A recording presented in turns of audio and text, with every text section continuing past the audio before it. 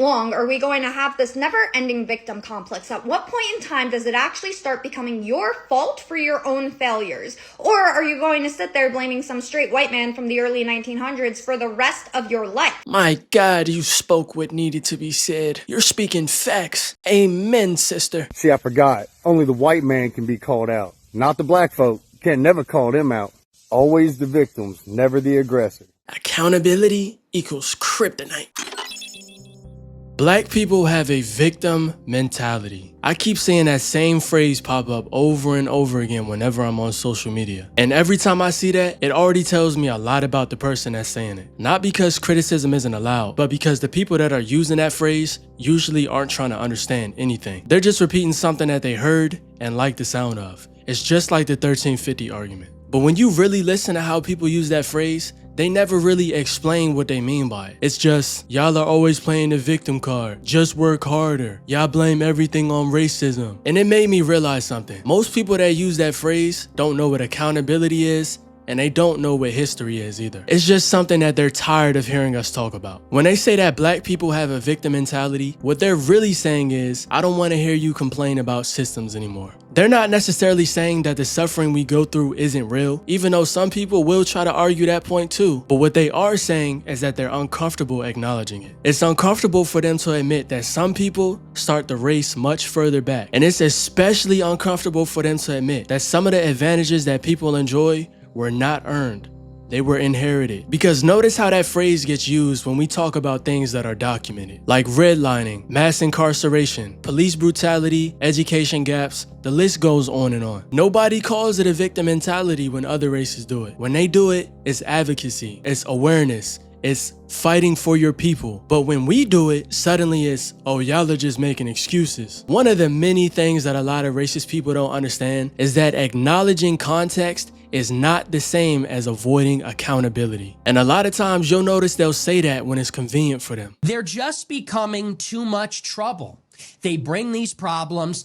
We can't solve them. We can't hold them accountable. They blame us. They don't even like us. They blame the government. They blame history. They blame our ancestors. Black people have always been held accountable. Historically, we've been held to a much higher standard. We've gotten more punishment, less grace, and much less room for error. So the idea that we're somehow allergic to accountability doesn't even line up with reality. Black people hold each other accountable all the time. Just because you don't see it doesn't mean it's not happening. Black people constantly call out bad behavior through social media, barbershop talks, podcasts, and within our own families and communities. There are black folks that dedicate their lives to stopping violence and crime within our community. And all it takes is one quick search on any social media platform, and you can find videos of black people condemning and calling other black people out for bad behavior. Two things can be true at the same time. We can hold ourselves accountable, and we can also talk about the environment that we're operating in. But a lot of people want to act like history just stopped mattering at some random point. Like we all woke up one day on equal ground, equal opportunity, equal resources, and equal treatment. That's not reality. And pointing that out does not make you lack accountability. That makes you honest. Because make no mistake, if they had it their way, they would completely erase all of our history and prevent us from ever speaking about it again. And you know I'm telling the truth because we're seeing a lot of that now. Reverend Brown is to have 2 artifacts he loaned to the Smithsonian's National Museum of African American History and Culture returned in just a few days. The return of his items comes after President Trump issued an executive order in late March targeting the Smithsonian Institution, saying in part, in recent years it's come under the influence of divisive race-centered ideology. Another reason this gets thrown at us is because people only see black success stories. They'll see a few black people that made it and say, see, if they can do it, you can do it too. But what they're ignoring is survivorship bias. They're focusing on exceptions while pretending the system didn't filter out thousands of other black people along the way. I learned today, if it is a name that does not sound white, we are to move it to the completed tasks. We then note your application as moved due to name standards. And when you think about it, that argument doesn't even make sense. They love pointing to people like Michael B. Jordan, Denzel Washington, LeBron James. Those positions represent a tiny fraction of people. We're talking about the top 1%. And it's not even a black thing. If you look at any other race, 99% of y'all are not in those positions either. Realistically, everybody that's watching this video right now is not in that position, me included. So I genuinely do not understand how people use that as a real logical argument. It doesn't make any sense. And then there's the part that nobody likes to talk about. When we speak about injustice, it makes people question their own personal position. It forces them to ask whether the system that they benefit from is actually fair. And calling us victims is just a way to shut that conversation down before things get too uncomfortable for them. So the phrase victim mentality is not about our mindset. It's about protecting theirs. It's a defense mechanism, and it's a way for them to avoid accountability without actually having to say, I don't want to talk about this because it makes me uncomfortable. And that's why that phrase gets thrown around so loosely, because once you label somebody as having a victim mentality, then you don't have to deal with them anymore. Another thing that people don't understand is a lot of what they call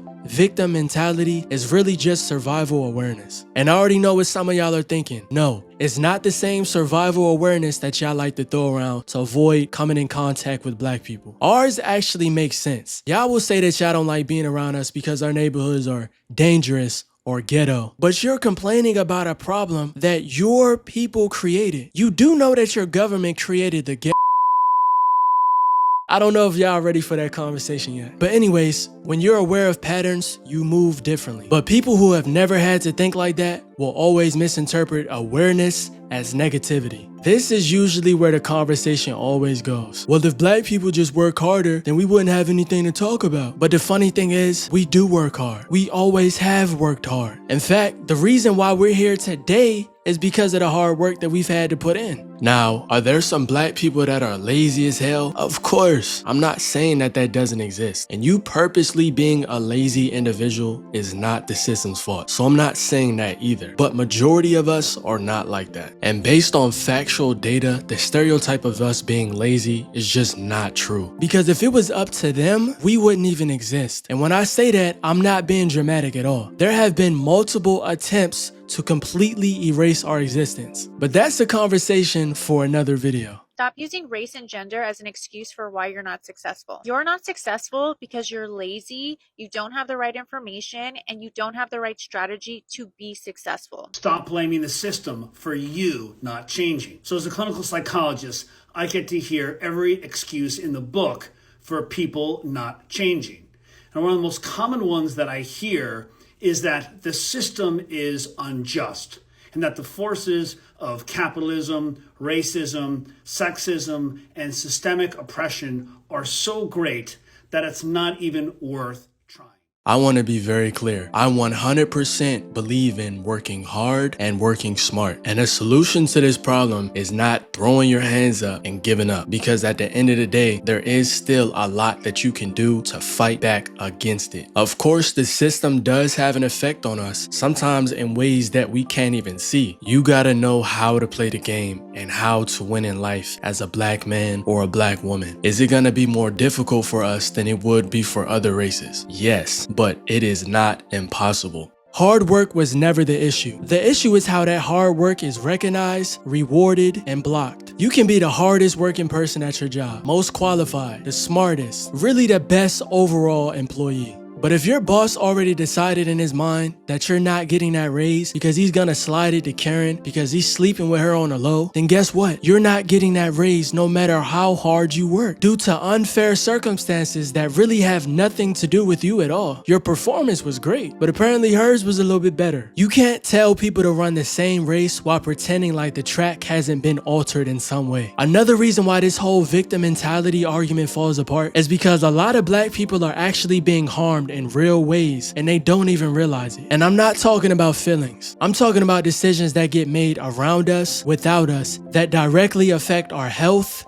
and our quality of life. For example, look how often dangerous infrastructure gets placed in predominantly black neighborhoods. Data centers, industrial facilities, waste-related sites, things that most people would never want near their homes or around their neighborhoods ever, but somehow is always getting placed near black communities. And when people hear data centers, they think tech jobs or they think progress. But what they don't think about is the constant noise, massive energy use, water strain, and long-term environmental impact on the people that live nearby. And it's the same thing with certain transportation hubs. There have been Amtrak stations and rail corridors that have been known to give off harmful emissions and toxic chemicals in the air. And yet again, these things are not being built in wealthy or predominantly white neighborhoods. They're being placed in areas where resistance is expected to be low and people's voices are easier to ignore. And that is not accidental. But because a lot of this stuff doesn't always show up immediately, a lot of us don't connect the dots right away. But how could you? We just see higher asthma rates, more health problems, and lower property values. And nobody ever explains why. Why do you think black people experience the most health problems out of every other race? So when we talk about systems, this is what we mean. Real decisions that impact real people every single day. And if you don't even know that you're being affected, then you can't even push back against it. And that's exactly how this stuff keeps happening quietly, with no headlines and with no outrage. And a great example of this is Periodigo. In the 1950s and 60s, in secret, the U.S. Army sprayed zinc cadmium sulfide into the air of a St. Louis housing project,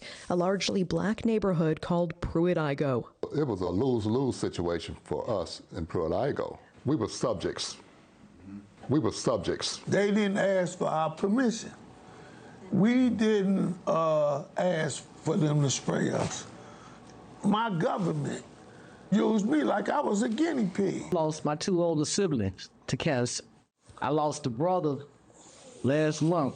I've been diagnosed recently with a rare form of lymphoma. I had cancer of the left kidney, had partial removal of my left kidney. So no, a lot of the times we're not playing victim. We're living in conditions that were set up long before we had any say in them. If you can successfully convince black people that talking about systems makes them weak, that's when they stop talking about systems. If you can convince everyone else that we're just playing victim, then nobody has to take our concerns seriously. So do black people have a victim mentality? Absolutely not. We have historical memory, pattern recognition, and lived experience. And calling that a victim mentality is just a way to avoid dealing with the uncomfortable truth. We gotta wake up before it's too late.